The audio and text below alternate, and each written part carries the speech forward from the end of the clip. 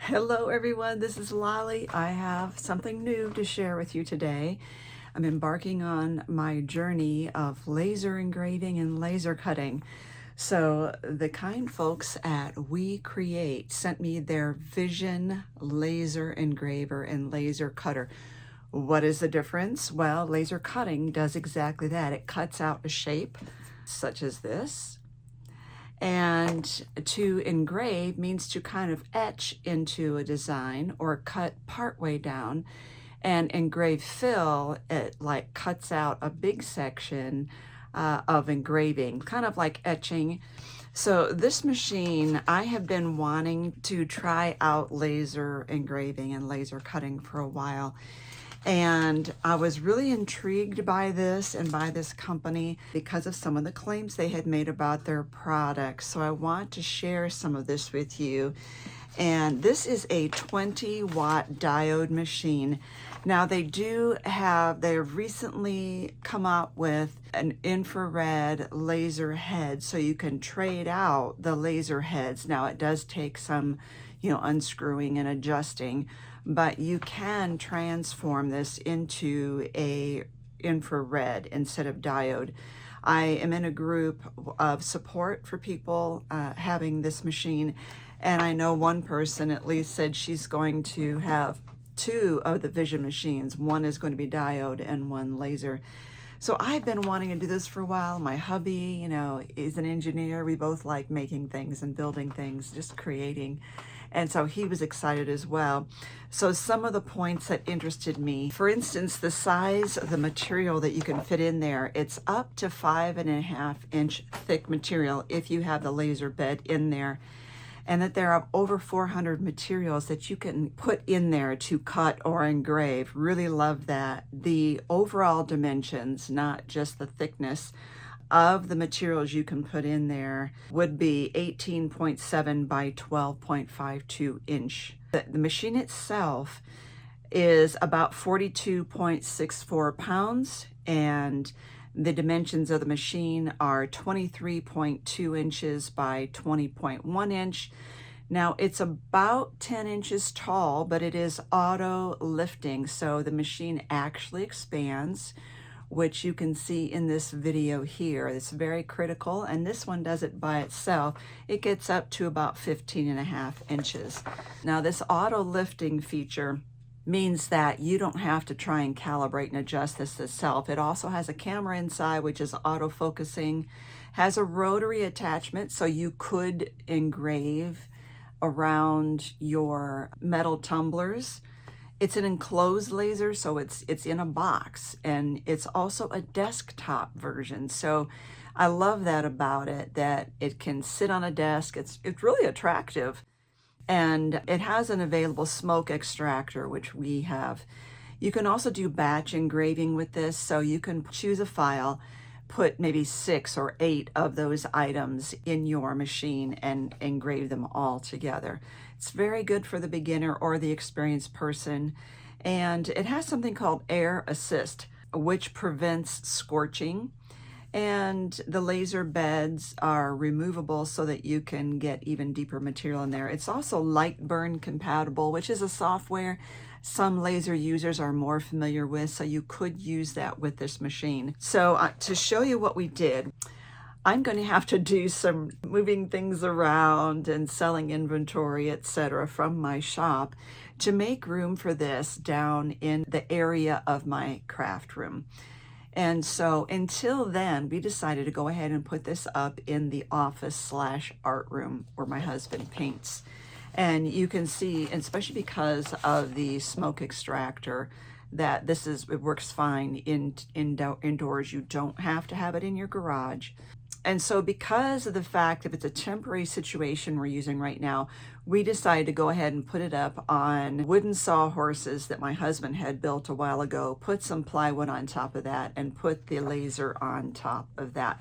I was able to assemble this all by myself, so it just shows you the ease of operation of this. My husband was out of town. I was able to unpack it and put it up on the temporary table myself. I inserted the exhaust hose connector and attached the exhaust hose to the back of the unit with the clamp they give. I connected this air assist, which is that white box, and I connected it to the 2 left access points. And there are illustrations in the manual showing how to do this.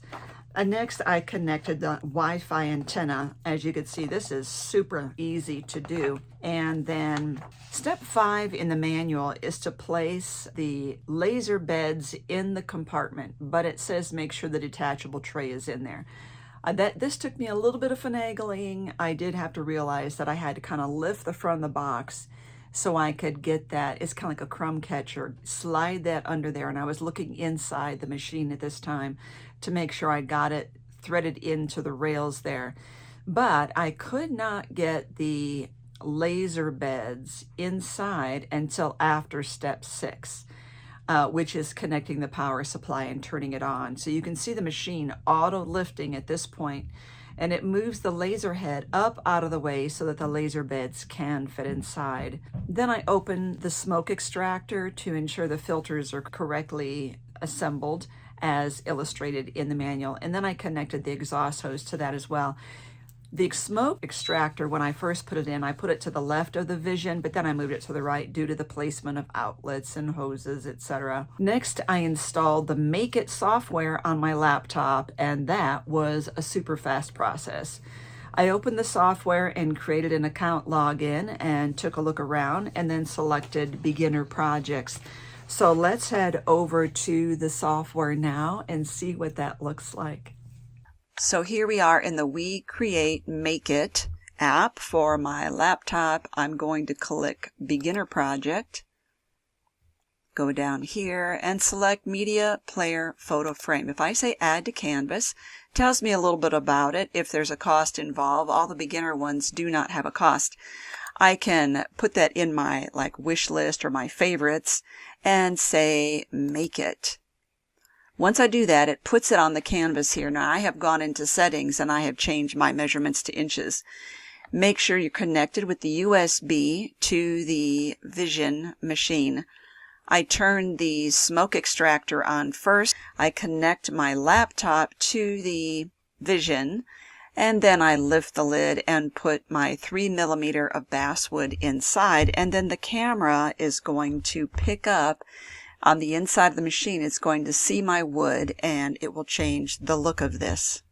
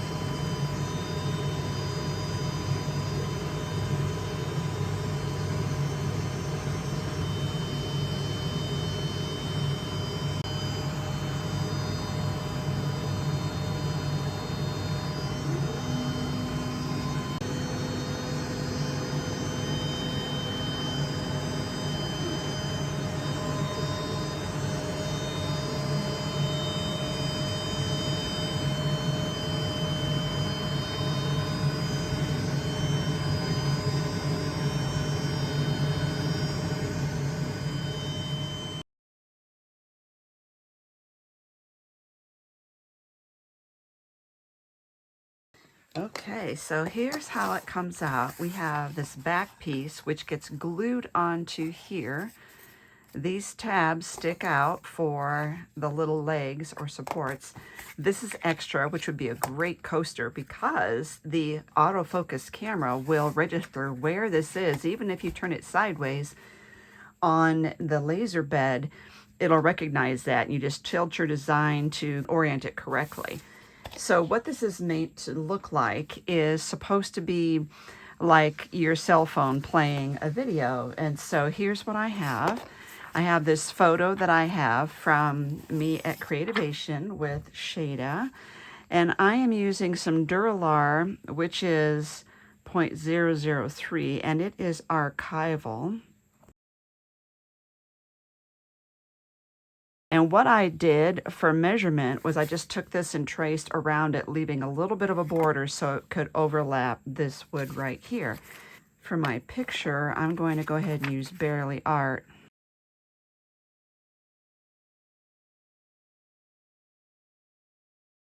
I also want to mention that the files, that you can import files to your Make It software and use them in this machine. And the included files are that you can use will be JPEG, PNG, PDF. You can use SVGs, which is great because I use SVGs. I design my own SVGs all the time. So that is really going to be great for me. Now you could just do this with a slot at the top so that you could remove the photo. Just a thought there. Now you've got to get this lined up so that it's not covering the slots anywhere. So I took this downstairs and showed my husband, because I did all this without his help, and I showed my husband. He said, "You just now cut that?" And I said, "Yes." He said, "I want to see it work."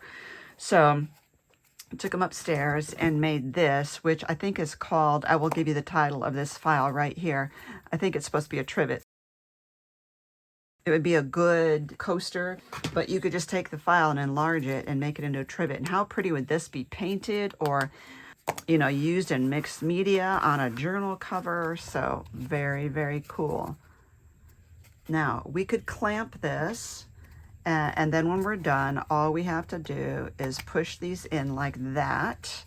You could glue these on if you wish, so it doesn't come undone. And there you have it. Oh my gosh, I love it. So cool. But in the meantime, I know I need to clamp this. Oh my gosh. So what are my thoughts? Well, oh my, this was so easy right out of the box, and it really is beginner friendly. And there are YouTube channels who are teaching tutorials on how to use the machine and how to use the software. So, I mean, they got you covered. Oh my goodness. Now I'm tugging and it seems like it's pretty good, but I still could glue those down later. I want to make a coaster with this. So look at all the links down below. I'm going to give you a link to getting your own machine. I guess there are different options involved in getting your machine, and so mine was the option that came with the rotary arm. I think you can buy it without the rotary arm. So if you know you are definitely not going to be doing tumblers, you can get the arm later. So many fun options with this, and I just think this is really going to be such a cool thing to work with. I look forward to adding some mixed media. This would make a great like dream catcher type mobile, you know, and you could put your Duralar with behind it with some alcohol inks on the Duralar, paint this black and see the stained glass effect. So many options. I'm going to start playing with my own SVGs and using those and seeing what I can come up with. Thank you to WeCreat for this laser machine. It is really, really fun. And just think about adding all your craft paints to these. How cool will that be? Thank you everyone for watching, and I will put a link down below to getting your own machine. I will also give you a link to the new playlist I'm starting using laser cutting, and to see what other materials we can come up with.